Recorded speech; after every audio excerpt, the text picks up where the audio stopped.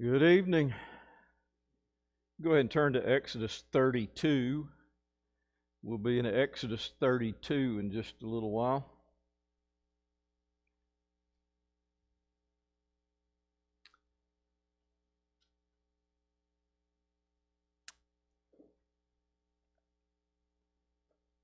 The reason we're picking up in Exodus 32 is varied, and one of those reasons is because I wanted to highlight for at least these 4 weeks in December the rebellion, the sin, the idolatry, however you want to describe it. It's probably all of those of Israel, and how God responded to that and how it affected the nation's future, and a few of those things. And so we'll really be doing that for the month of December, talking about Israel's rebellion, idolatry, and their sin, which became characteristic of the nation throughout their history until their fall, until the time when they were carried away in captivity in about 586. Ultimately, this idea, this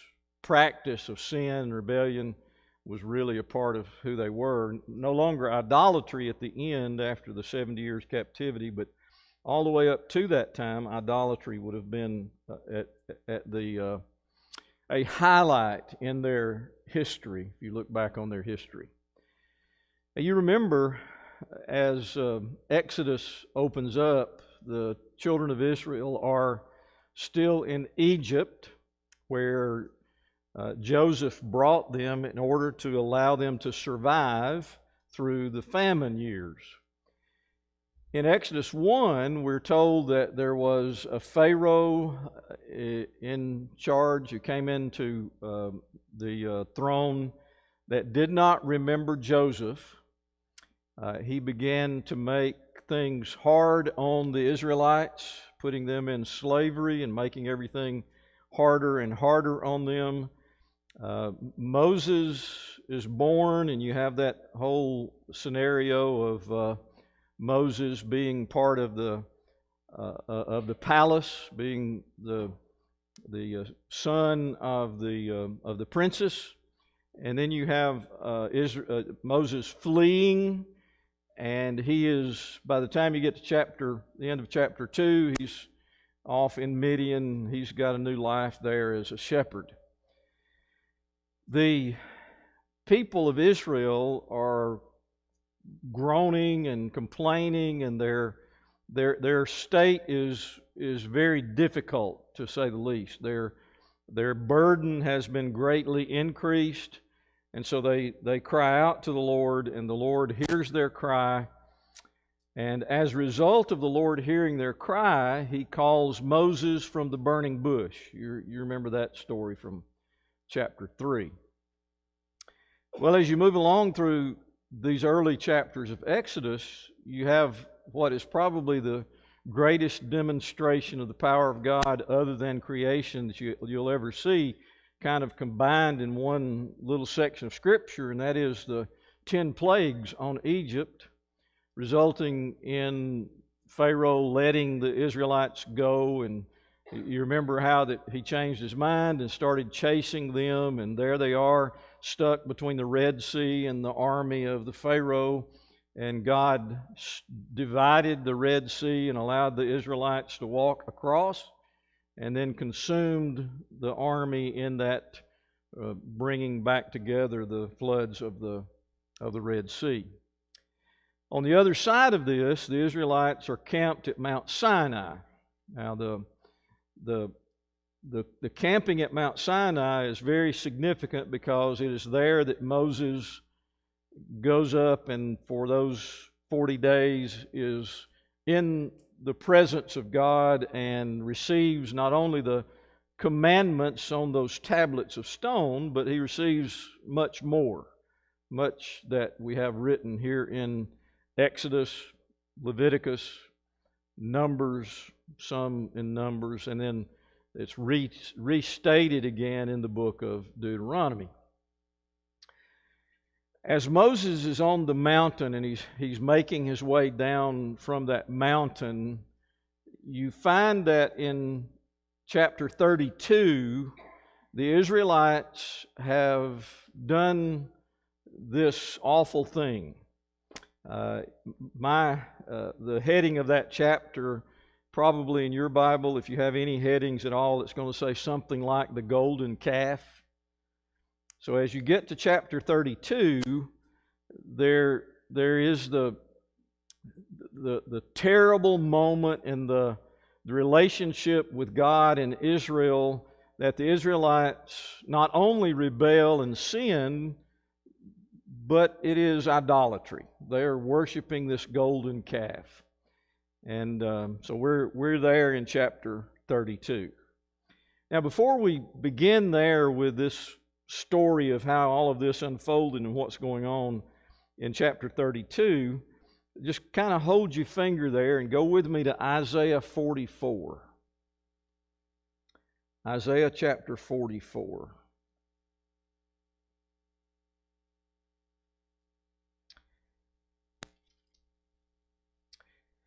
Isaiah 44, really verse 12, I guess, beginning maybe through 17. This is one of those fantastic passages of Scripture that is so descriptive. You walk away from it understanding it, but you also, well, let's just read it and let's see how you walk away from it. Verse 12, and if you go back up to verse 9, maybe we need to go do that because he's really talking about idolatry here. So verse 9 beginning. All who fashion idols are nothing, and the things they delight in do not profit. Their witnesses neither see nor know that they may be put to shame. Who fashions a god or casts an idol that is profitable for nothing? Behold, all his companions shall be put to shame, and the craftsmen are only human. Let them all assemble, let them stand forth. They shall be terrified, they shall be put to shame together. The ironsmith takes a cutting tool and works it over the coals. He fashions it with hammers and works it with his strong arm. He becomes hungry, and his strength fails. He drinks no water and is faint. The carpenter stretches a line. He marks it out with a pencil. He shapes it with planes and marks it with a compass. He shapes it into the figure of a man with the beauty of a man to dwell in a house. He cuts down cedars, or he chooses a cypress tree or an oak and lets it grow strong among the trees of the forest. He plants a cedar and the rain nourishes it. Then it becomes fuel for a man. He takes a part of it and warms himself. He kindles a fire and bakes bread. Also, he makes a god and worships it. He makes it an idol and falls down before it. Half of it he burns in the fire. Over the half he eats meat. He roasts it and is satisfied. Also, he warms himself and says, "Aha, I'm warm. I have seen the fire." And the rest of it he makes into a god, his idol, and falls down to it and worships it. He prays to it and says, "Deliver me, for you are my God." Does that make you smile like it does me? Isn't that almost, it's almost funny if it wasn't such a serious thing. But do you notice what's being said there? You see how he's talking about this? That the iron worker works so hard fashioning a god out of iron, he becomes hungry and he becomes thirsty. He becomes weak, fashioning a god out of the iron. Then he goes to the carpenter and the woodworker. That illustration is fantastic because he describes that in such a plain, straightforward way that the woodworker would allow this tree to be the one he chooses that he's going to actually fashion this god out of, and whether it's a cedar or an oak, and he describes the different types of trees. And he says he makes sure that it gets what it needs in order to grow, because this is going to be the one he's going fashion a god out of, but he only needs a portion of it to fashion his god out of, so what does he do with the rest? He builds a fire and burns it and cooks his food on it. The same tree that's the god is the tree that he burns to build a fire so he can cook his food. I just find that humorous, that you're going to worship a god fashioned out of a tree that you used half of it to burn to cook your fire. Now, this great part, as he gets to the very end, he prays to it and says, "Deliver me, for you are my God." It is wood, it is stone, it is metal of some kind, and it cannot deliver. There is no way it can deliver. A mind that is thinking logically would see that it's only an object. It's only a tree. It's only been fashioned by the hand of a carpenter or a stonemason or a metal worker. There's nothing within it. There's nothing about it that is godlike. There's nothing in it that can save you. There's nothing in that piece of wood that makes it any more special than any other piece of wood, and you prove that by using half of that piece of wood to burn as a fire so you can cook your roast. What do you think? Does it make you smile too, like it does me? Some of you are smiling. Maybe you're smiling because I'm funny looking, but what do you think about that passage? Well, it's really, I think, a good sense of irony, don't you think? As Isaiah's words there ring so very true. So let's think about that for a moment, because when you come to Exodus 32 and there's this golden calf incident, Moses has gone up on Mount Sinai to receive the commandments from God, the Word of God. He would be delivering that to the people. It would be something that would dwell for all of the existence of mankind in His words in the Old Testament as we know it today, and it's been preserved for us, I think, through God's providence for all these years, and will be, I am sure, until the world comes to an end. And so it is that Moses spends this time with God, and God gives him these things, and whatever else He explains to him, we are not real sure about all the things that went on there. But Moses is heading down the mountain, and Joshua says, "It sounds like war." Sounds like war. Well, it's not exactly war, unless you want to describe it as being a war on God. Sin, rebellion, idolatry is exactly what's going on. And as they make their way within sight of what's going on, they see the chaos that has ensued in their absence. And that is the making of this golden calf and the way that the people are worshiping this golden calf. Now, before we get to reading chapter 32, I don't remember where I heard this, but take this to heart and remember this. Don't ever make something your God that you can crush up and swallow. I thought that was pretty good advice. If you can crush it up and swallow it, don't make it your God. All right, Exodus 32. Let's look there and see let's try to get some insight into this idolatry that's taking place here in the life of the nation of Israel.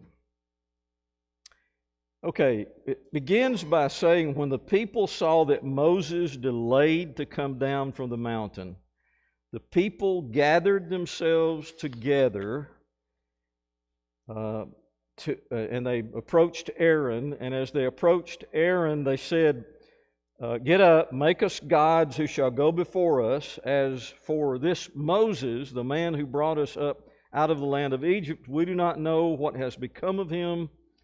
So Aaron said to them, take off the rings of gold that are in your ears, your wives, your sons, your daughters, bring them to me. So that all the people took off their rings of gold and were in their ears, and brought them to Aaron. And he received the gold from their hand, fashioned it with a graving tool, and made a golden calf. And he said, these are your gods, O Israel, who brought you up out of the land of Egypt. When Aaron saw this, he built an altar before it, and Aaron made proclamation and said, tomorrow shall be a feast to the Lord. And they rose up early the next day and offered burnt offerings and brought peace offerings, and the people sat down to eat and drink and rose up to play. All right, that's 3 verse 6. Wow, what do we say? Aaron is going to be the high priest. His descendants are going to be high priests. Aaron is the brother of Moses, who was with Moses during the 10 plagues, the delivery of the children of Israel out of bondage. Did he fall and bump his head? What happened? Was it peer pressure? Was it, I don't know, did he just totally lose whatever faith he had in God and his brother? What's going on here? Because they said, we don't know where Moses is. He's not coming back. We need some gods to worship. And by the way, the only gods that they would have remembered, having been totally raised in Egypt, would have been the gods of Egypt, and that would have been a very popular one, the bull. And so that would have been something that would have been very popular. So Aaron kind of takes control here, says, sure, we'll do this.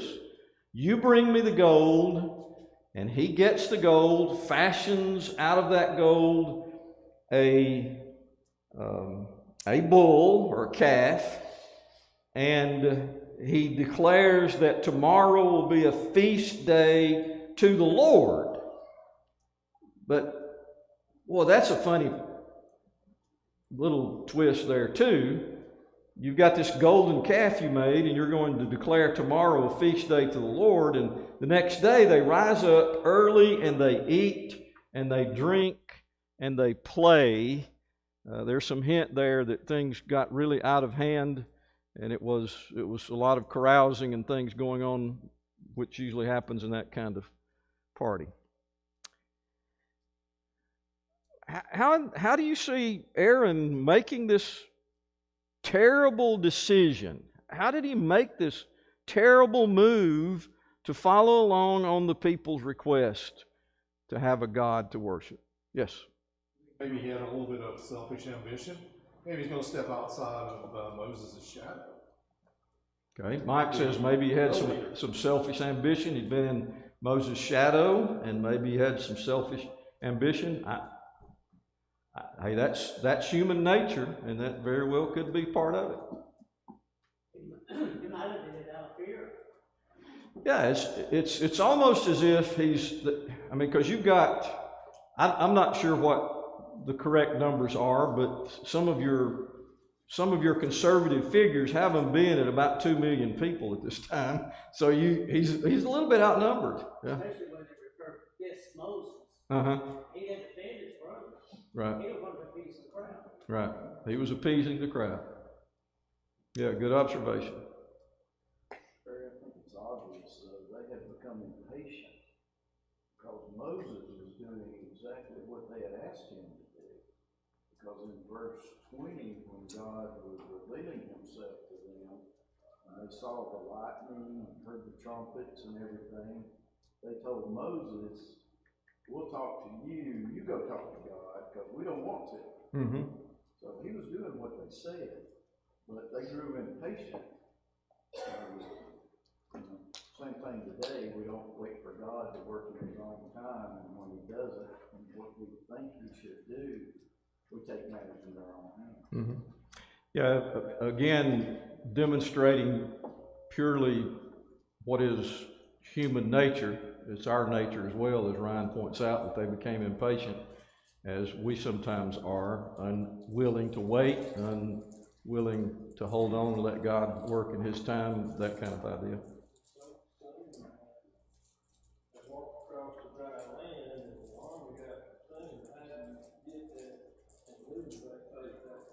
Mm-hmm.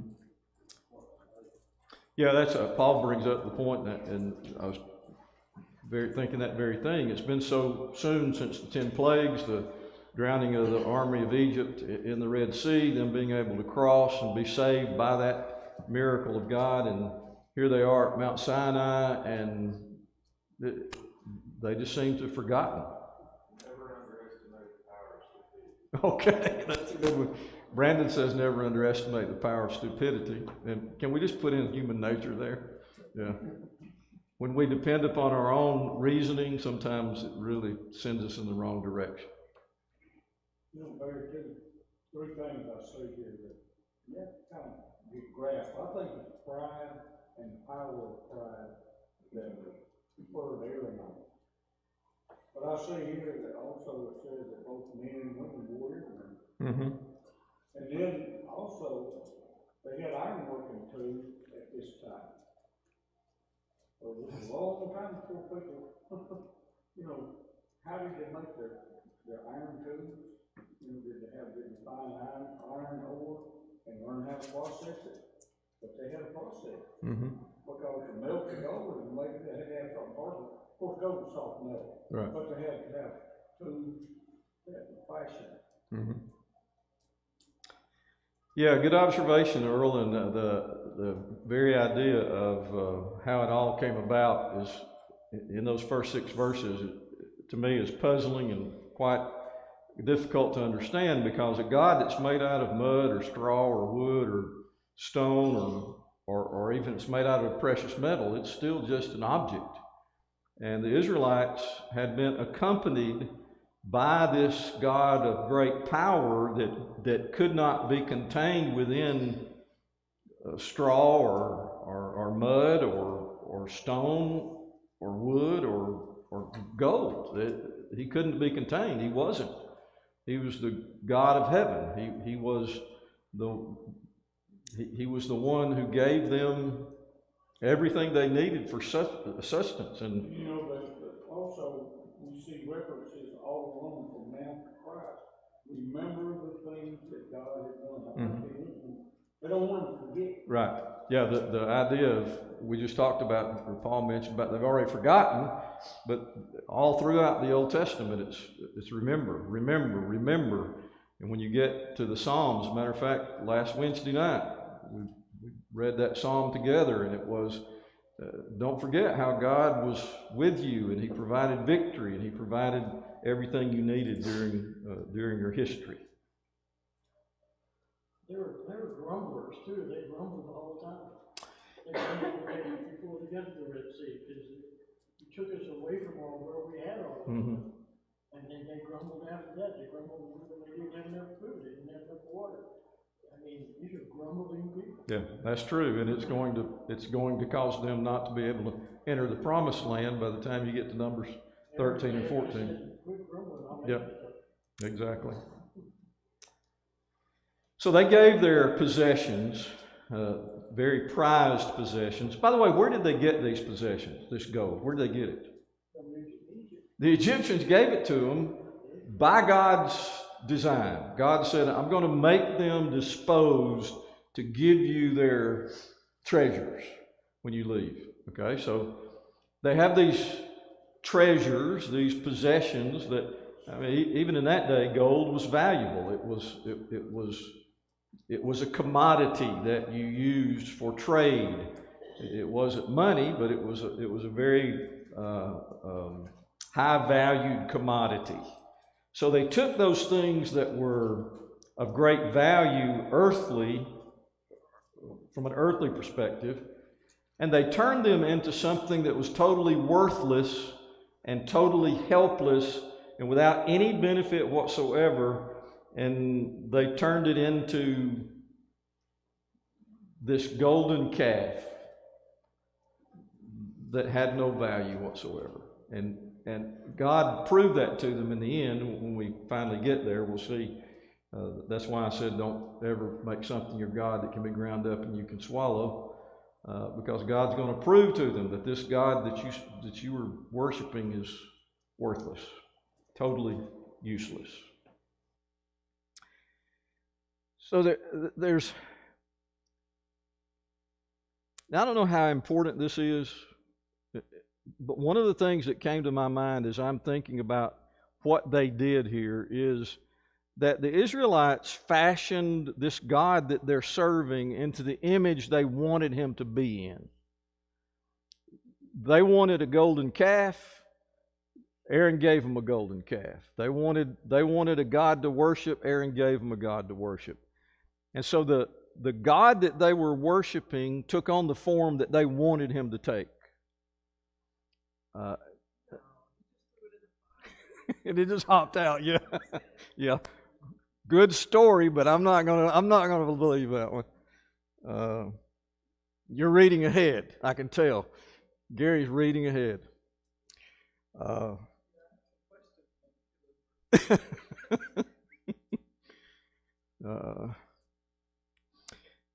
So he made it, he fashioned it after what they wanted their God to be. Now, I'm not sure what, if we go back and we look at the gods of the Egyptians and we look back at their specific characteristics and what benefit they thought they gave them, whether it was the god of the Nile or whatever, I don't know what they think they would benefit from this golden calf. I'm not sure about the specifics. But isn't that true of human nature as well? And we're really driving home this idea of getting back to the way that we as human beings want to act and we desire to act, and that is that we often want to fashion God after what we think he ought to be like, or we want him to be what we want or need at that very moment. And that seems to be what was taking place here. And as they then reveled the next day, as they ate and drank and played, it seems very obvious that they had the kind of God that they wanted, that they had asked for, the very God that they were sure wouldn't let them down. He wouldn't leave them alone like Moses had done, because after all, this God had been with the Egyptians and hadn't left them. Put an asterisk there, and we'll talk about that one later. Okay, any observations before we move on further in chapter 32?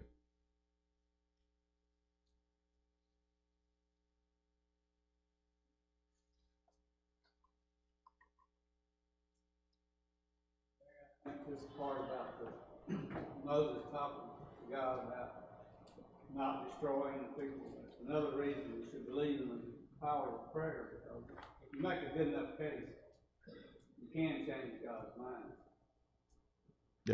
Yeah, we're going to get to that part that Mike's talking about Moses pleading with God about his treatment of the people. We'll get there really soon. Good observation, though. Okay, so we have the rebellion of the people in chapter 32, 7 through 14. This is a description here about Moses. Let's see. Let's pick up in verse 7. We'll go through 10, come back to this. Verse 7, and the Lord said to Moses, "Go down, for your people, whom you brought out of the land of Egypt, have corrupted themselves. They have turned aside quickly out of the way that I commanded them. They have made for themselves a golden calf, and have worshipped it and sacrificed to it, and said, 'These are your gods, O Israel, who brought you up out of the land of Egypt.' And the Lord said to Moses, 'I have seen the people, and behold, it is a stiff-necked people. Now therefore let me alone, that my wrath may burn hot against them, and I may consume them, in order that I may make a great nation of you.'" Well, that paragraph ends pretty strongly. God is angry at the people, and he is so angry that it seems from the wording of that verse 10, that he's willing and ready, and he's about to destroy the people, as Mike just mentioned. He's about to destroy the people, and he tells Moses, I'll raise up a new people from you, because this people has rebelled against me. They've sinned. They're now in idolatry. And did you notice that in this section, he also mentions that this happened, as we've already talked about, so quickly. It is even referred to there. They have made for themselves, verse 8, they have turned aside quickly out of the way that I commanded them. Verse 8. That was quick. Now, it's one thing when it's such a short amount of time, but as we've already emphasized, look what happened in those months preceding this moment in the history of the nation of Israel, and that's the 10 plagues and the crossing of the Red Sea. And here they are camped at Mount Sinai, and God is present on Mount Sinai, and God says they have turned away quickly. God himself shakes his head up on Mount Sinai and says, this is unbelievable that your people that you brought out of the land of Egypt have corrupted themselves and turned aside so quickly. By the way, why is he turning them over to Moses now?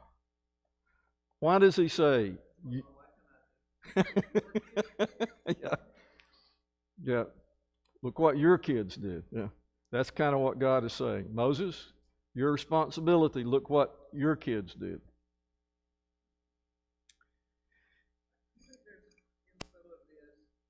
And God knows how Moses is going to respond and all of this. So you think some of it maybe is also about the development of Moses as the leader that Israel needs?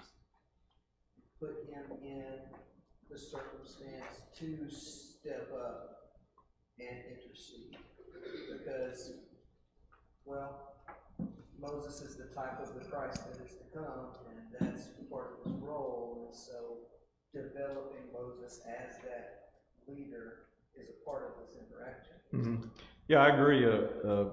Gary's point being that God already knows what the people are going to do before he brings them there. He knows Moses' response. He knows what's going to take place.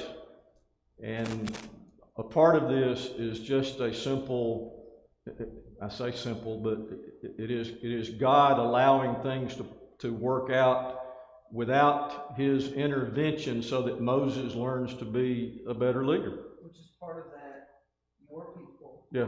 You brought them out. I can abandon them and make you a great nation. And Moses responding to that with an intercession on behalf of the people shows his leadership development. Yeah, exactly.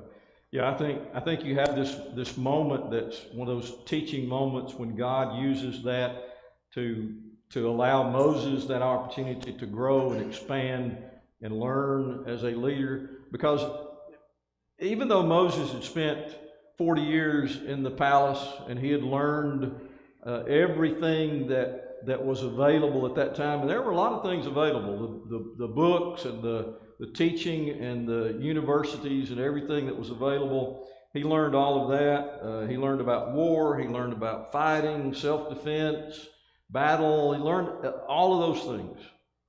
And then you have the next 40 years, he's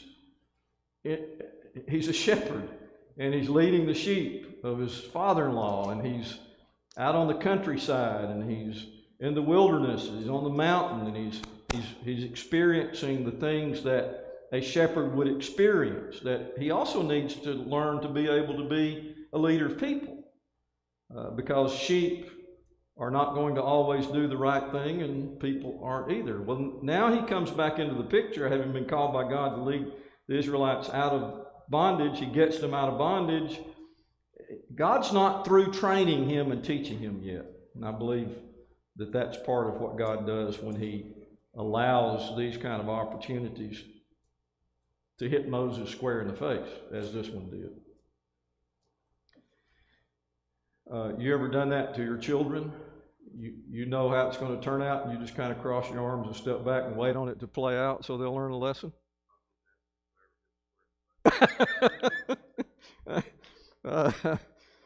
Yeah, I understand. Maybe with a pillow. But when Moses came back down, after God gave him all these instructions, the people, it was way over, I can't have to say, God delayed him on the mountain, like he brought him back down. But the people seemed to respect Moses more, because Moses became more powerful after he came down to lead the people. That's what y'all were in reference to. Right. That he became more powerful after being with God that period of time. And it showed what the people were looking to God or looking to Moses. Yeah, very, very good point. Nelson makes the point that when Moses comes down off the mountain, he seems to be much more powerful, get greater respect from the people as. And that time he was spent with God and God dealing with him directly, it should be a reflection to us more than we spend and studying God's word to try to we can become as Christians and serve him greater in our lives. Right.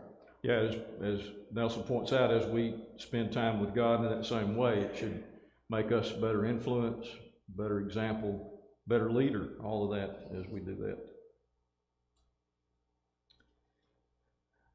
So here's the people, and our time's almost up, so let me just kind of sum it up here for a minute or two. And so these are the people who are the descendants of Abraham. In chapter 12, God called Abraham, and he told Abraham that I'm going to make you a great nation. I'm going to give you a land, and through your seed will all nations of the earth be blessed. That promise was a promise that God had in his plan. That's what was moving forward. So from the descendant of Abraham, Isaac, God is making this great nation. And he uses the setting in Egypt to make this great nation. As I said, the most conservative estimate is about 2 million, 2.5 million. It's possible there are more than that came out of Egypt. What was it, 70? Something went in? Anyway, I can't remember my figures. But you got all of these millions that come out. So there's the great nation. And God is now delivering them out of Egypt, and he's moving them toward that promised land that he promised Abraham. And soon they're going to visit the border of that new land. They're going to be there. And they need to be prepared. They should be prepared. The leadership needs to be prepared. The people need to be prepared. And they are going to be there and be able to move into that land just as God had promised them. He promised them, I will give you that land. Well, we know the result of that, but the bottom line of what I'm getting at is this is God moving his people through this plan of getting them to that door of the promised land where he's going to reveal to them what he has in store for them. Now we know that they denied that. They were negative. They were complaining. They were faithless. And so because of their faithlessness, God turned them away. And for the next 40 years, Moses led a dying people through the wilderness, and that generation died off. Moses leads them back to another door of the promised land, and he dies. Now,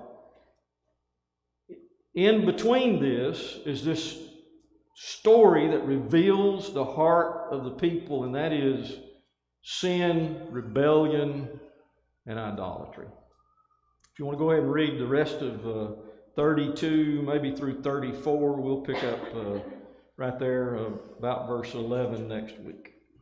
Appreciate your comments.